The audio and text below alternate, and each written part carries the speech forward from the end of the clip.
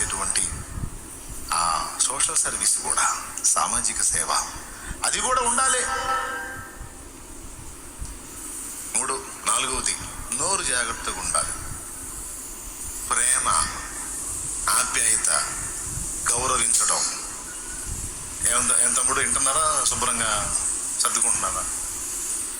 మీరు నేను చెప్పేది జాగ్రత్తగా తీసుకుంటే పరిచర్యలో ముందుకెళ్తారు.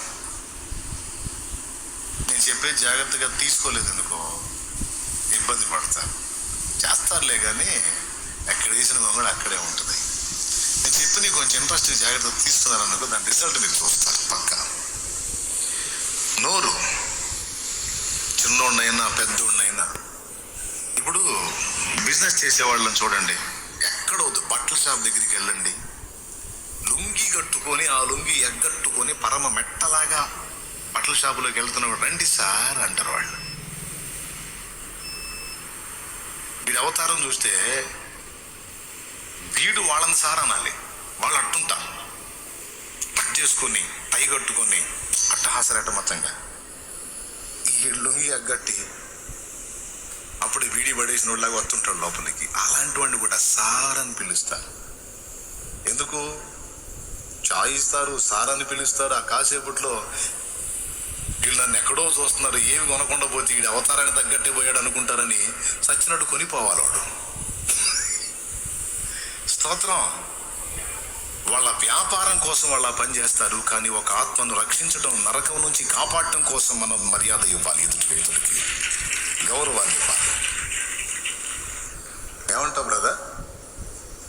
ఏదన్నా అనోరేగా, అమ్మ అన్న అనోరే, వద్దులే ఆ పదం మనకెందుకు చెండాలంగా, అనోరే. కాబట్టి ఆ నోటి మంచితనం. ఒక సమాజంలో నువ్వు పాస్టర్వే కానవసరలా, పాస్టర్వే కానవసరలా, నువ్వు ఒక దేవుని భక్తి కలిగిన బిడ్డవై ఉండి పరిశుద్ధాత్మను నీ యందు కలిగి ఉన్న బిడ్డవైతే ఈ లక్షణాలన్నీ నేను చెప్పే పని లేదు, ఆటోమేటిక్గా నీలో నుండి అవే వ్యక్తం అవుతాయి.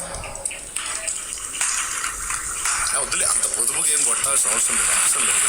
మీరు అసలే బాగా ఫాస్టింగ్ ఉన్నారు, మళ్ళీ చప్పట్లు కొడితే నీరసం వచ్చింది, అవసరం లేదు.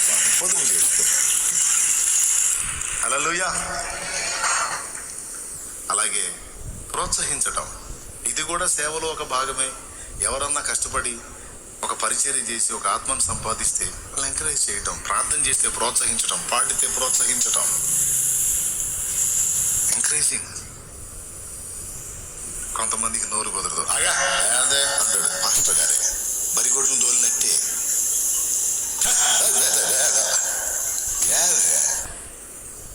సేవ లేకపోతే ఏమన్నా చేపల మార్కెటా?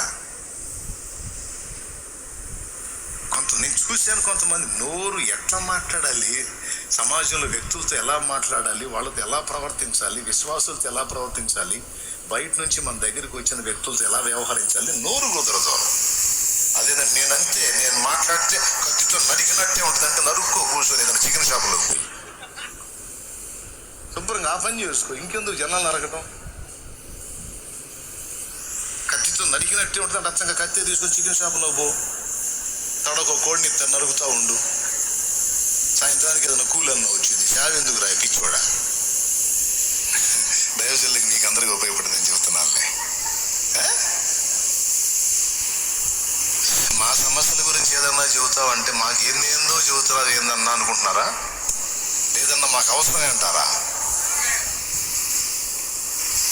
సమాజాన్ని ప్రభావితం చేయాలంటే ఒక్క ప్రార్థన